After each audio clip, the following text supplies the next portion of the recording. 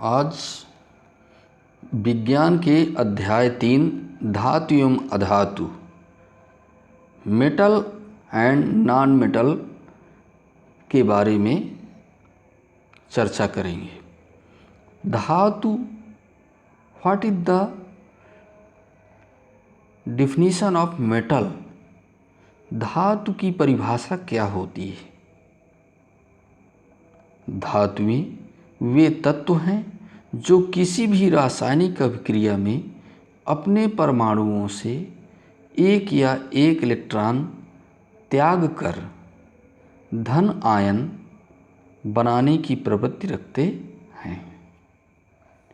इसकी सिंपल परिभाषा, धातुएं वे तत्व हैं जो किसी भी रासायनिक अभिक्रिया में अपने परमाणुओं से एक या अधिक इलेक्ट्रॉन त्याग कर धन आयन बनाने की टेंडेंसी रखते हैं, प्रवृत्ति रखते हैं, उन्हें धातुएं कहते हैं। जैसे sodium, magnesium, zinc, cobalt, iron, निकल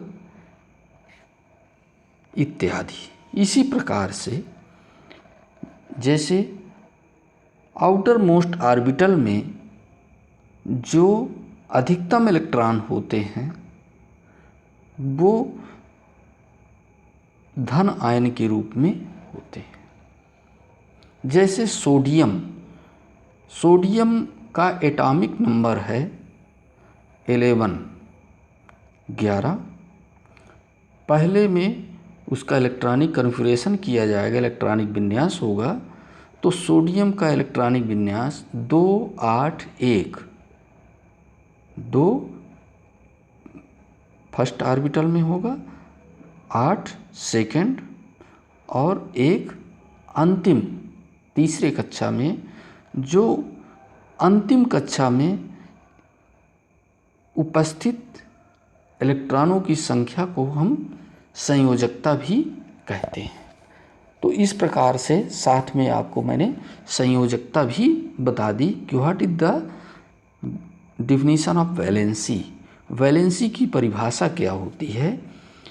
किसी तत्व के बाह्यतम कक्षा में उपस्थित इलेक्ट्रॉनों की संख्या को संयोजकता कहते हैं, वैलेंसी कहते हैं। कोई भी तत्व का किसी भी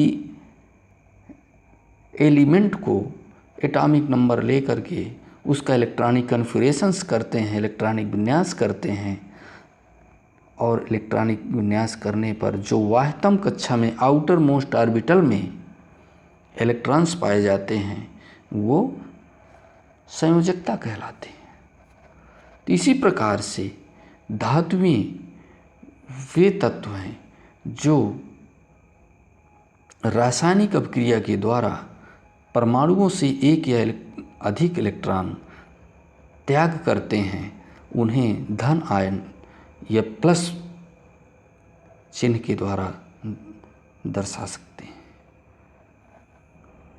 अब धातु की परिभाषा क्लियर हो गई। धातुओं के भौतिक गुण क्या होते हैं, उनकी फिजिकल प्रॉपर्टीज़ क्या होती हैं, उनको हम कैसे पहचान सकते हैं कि ये धातुएं हैं। धातुओं में विशेष चमक होती है, शाइनिंग होती है मेटल्स में। ये सबसे पहली पहचान हो गई कि धातु में विशेष चमक होती है। दूसरा, धातुओं में आघातवर्धता होती है, आघातवर्धता होती है।